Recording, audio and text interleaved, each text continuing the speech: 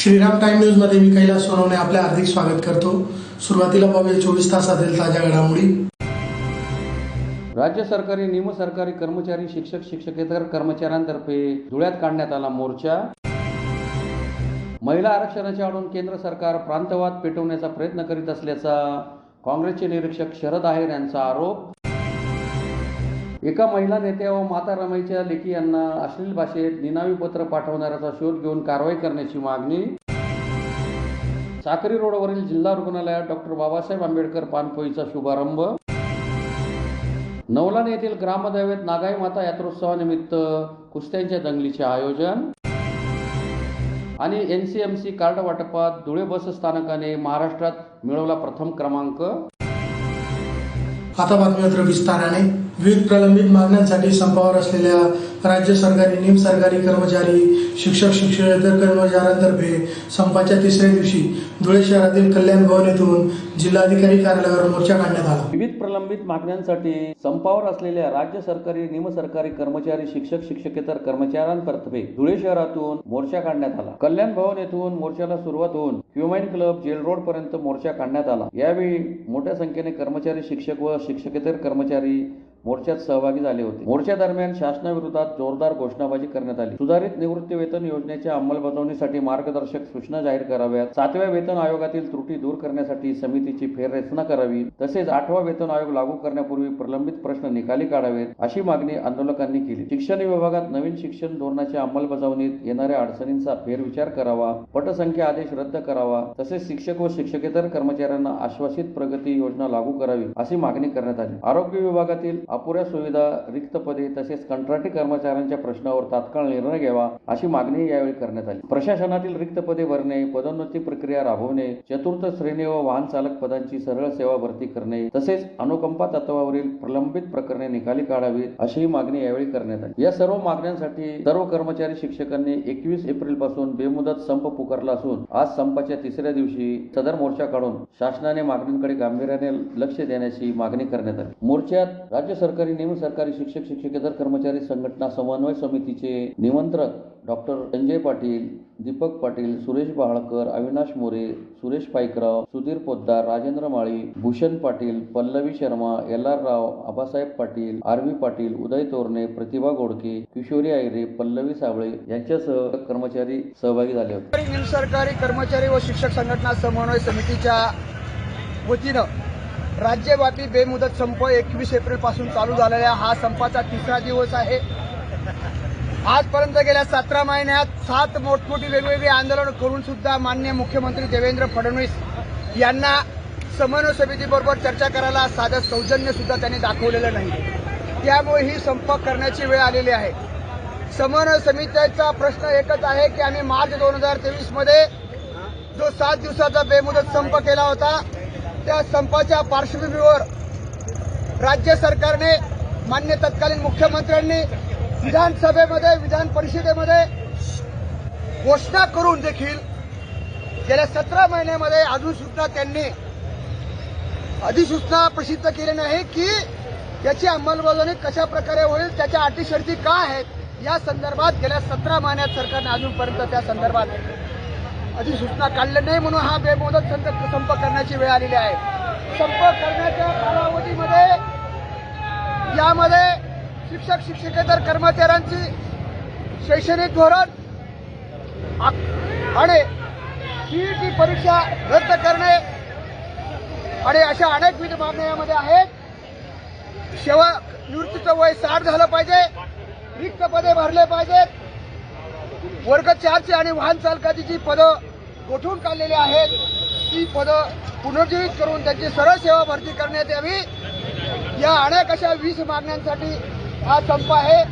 माझ्याबरोबर समन्वय समितीचे घटक संघटनेचे माध्यमिक शिक्षक संघटनेचे संजय पवार आणि शिक्षक भारतीचे संघ हे सुद्धा आहेत।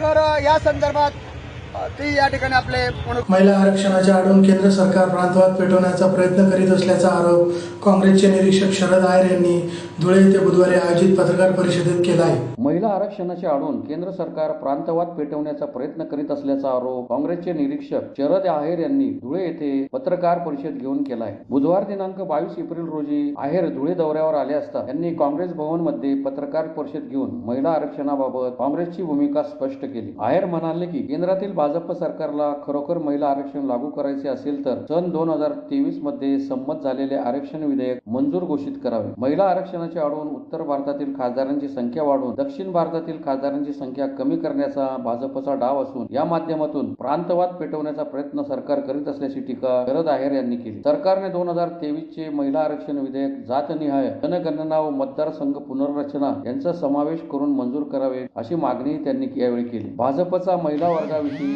असलेला कळवळा हा वेगळ्या स्वरूपाचा असल्याचे आहेर यांनी सांगितले. या पत्रकार परिषदेला काँग्रेसचे ज्येष्ठ नेते युवराज करंकाळ, जिल्हाध्यक्ष प्रवीण चौरे, शहराध्यक्ष शाबीर शेख, रमेश श्रीखंडे, आलोक रघुवंशी, राजेश कैनार, भानुदास गांगुर्डे, प्रमोद सिसोदे, डॉक्टर दरबारसिंग गिरासे, विलासराव पाटील, गुलाबराव कोतेकर, महिला जिल्हाध्यक्षा गायत्री जयस्वाल, भिवसन ऐरे यांच्यासह काँग्रेसचे पदाधिकारी उपस्थित होते.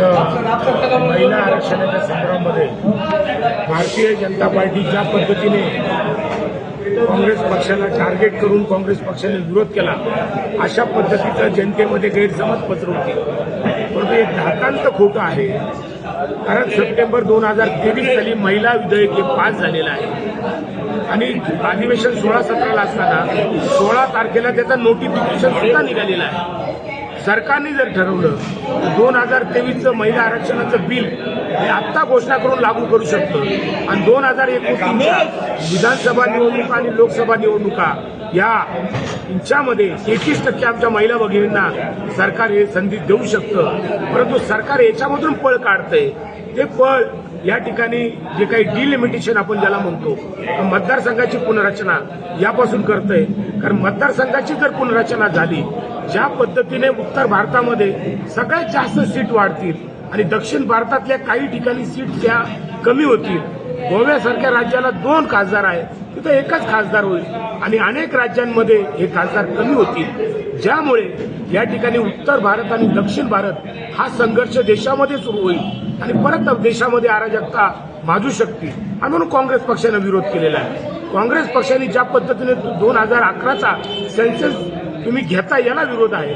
तर नवीन जनगणना जे आपलं 2023ला ज्यावेळेस हे बिल पास केलं तेव्हा जे ठरलेलं आहे तर 2026 पर्यंत झालेली जनगणना आणि कास्ट सेन्सेस जातनिहाय जनगणना याचा आधार घेऊन आपण या ठिकाणी मतदारसंघाची पुनर्रचना करा. पण तसं न करता तुम्ही जुन्याच या ठिकाणी या पद्धतीने 2011च्या सेन्सेस जर घेत असाल, हा या ठिकाणी उत्तर भारतावर आणि दक्षिण भारतामध्ये दुही निर्माण होऊ शकते.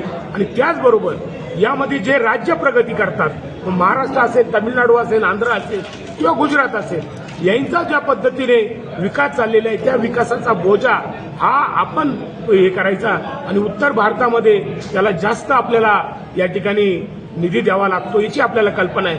म्हणून ज्यावेळेस उत्तर भारतामध्ये खासदार वाढतील, ते खासदार वाढल्यानंतर या ठिकाणी कुठंतरी भारतीय जनता पार्टी त्यांचा स्वार्थ बघती आणि आयुष्यभर सत्तेत राहण्याचं स्वप्न बघती. ते स्वप्न काँग्रेस पक्षाने मतदारसंघाची पुनर्रचना ही नको व्हायला या नावाखाली विरोध केला आणि ते विधेयक फेटाळलेलं आहे. आणि म्हणून काँग्रेस पक्ष म्हणतो 2023 साली जे महिला विधेयक आपण पास केलेले ते त्वरित लागू करा आणि आमच्या महिला भगिनींना या ठिकाणी न्याय द्या. खरंच जर तुम्हाला महिलांबद्दल आस्था असेल, प्रेम असेल आणि त्यांना सत्तेत यावं असं तुम्हाला वाटत असेल तर 2023च्या निकषानुसार, त्या कायद्यानुसार आपण या ठिकाणी महिलांना आरक्षण द्यावं, हे त्यांना आव्हान आम्ही काँग्रेस पक्षाच्या वतीने करतो. धुळे शहरातील एका महिला नेता व माता रमाईच्या लेखी यांना अश्लील भाषेत निनावी पत्र पाठवणाऱ्याचा शोध घेऊन सखोल चौकशी करून कारवाई करावी अशी मागणी रमाईच्या लेखींतर्फे अपर पोलीस अधीक्षकांना निवेदनाद्वारे करण्यात आली आहे. धुळे शहरातील एका महिला नेत्या व माता रमाईच्या लेखी यांना अश्लील भाषेत निनावी पत्र पाठवणाऱ्याचा शोध घेऊन कारवाई करावी अशी मागणी रमाईच्या लेखींतर्फे अप्पर पोलीस अधीक्षकांना निवेदनाद्वारे करण्यात आली आहे. शहरात 27 डिसेंबर रोजी पोस्टाद्वारे निनावी पत्र संबंधित महिला नेत्यांच्या घरी आले. या पत्रामध्ये अत्यंत घाणेरड्या व अश्लील शब्दांचा वापर वापर करून सामाजिक व वैयक्तिक स्तरावर बदनामी करण्याचा प्रयत्न करण्यात आला आहे. तसेच काही व्यक्तींवर गंभीर स्वरूपाचे आरोपही करण्यात आले आहेत. दरम्यान 14 एप्रिल रोजी भारतरत्न डॉक्टर बाबासाहेब आंबेडकर जयंतीनिमित्त शहरात विविध कार्यक्रमांचे आयोजन होत असल्याने अशा प्रकारच्या पत्रांमुळे शहरातील कायदा व सुव्यवस्था बिघडू नये यासाठी संबंधित महिलेने या पत्राची वाच्यता केली नाही. त्यामुळे संबंधित महिलांनी निवेदन दिले असून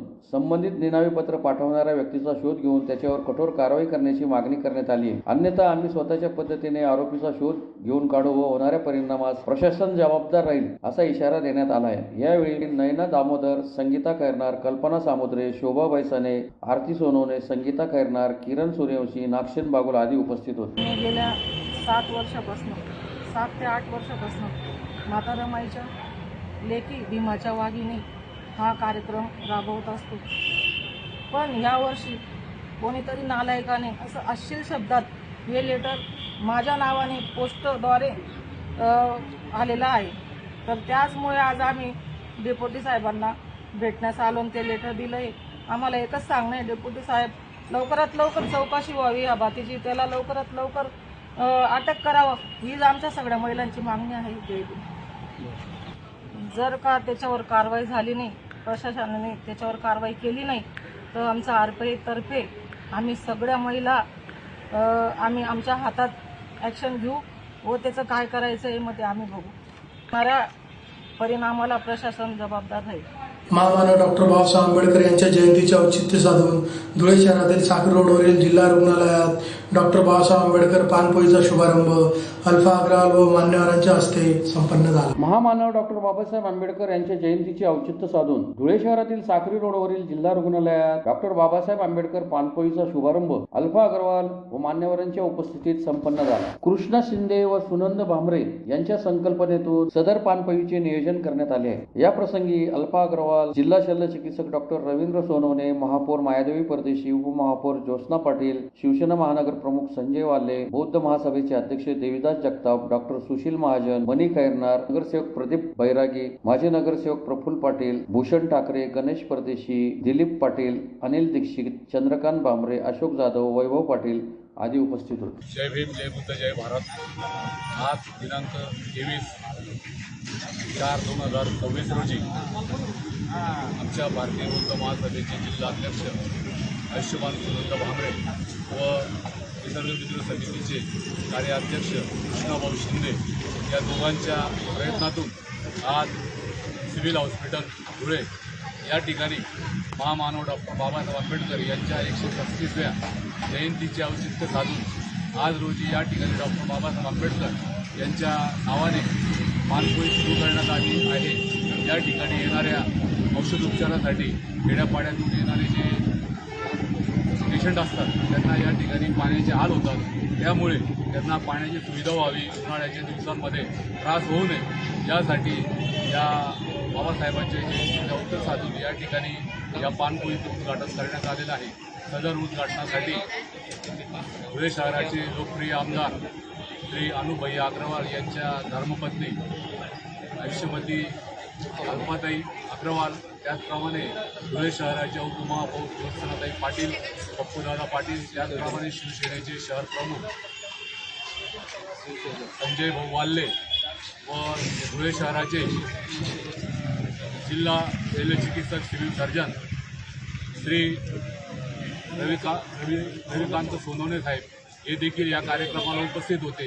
या सर्वांनी या उपक्रमाला शुभेच्छा दिल्या असून त्याचप्रमाणे या ठिकाणी आमच्या वंचित बहुजन आघाडीचे युवक अध्यक्ष पैलवान योगेशजी पगारे, कृष्णाभाऊ शिंदे, कैलासभाऊ वालिस्कर, सुनंद भामरे, भारतीय बौद्ध महासभेचे उत्तर महाराष्ट्राचे अध्यक्ष मधुकरजी निकुंबे साहेब, रमेश आहिरे पैलवान, त्याचप्रमाणे सुरेश दादा चौराळ, आमचे भारतीय बौद्ध महासभेचे महासचिव राजेंद्र ढोडरे सर, शशिकांत आप्पा देवरे, विजय भाऊ भामरे,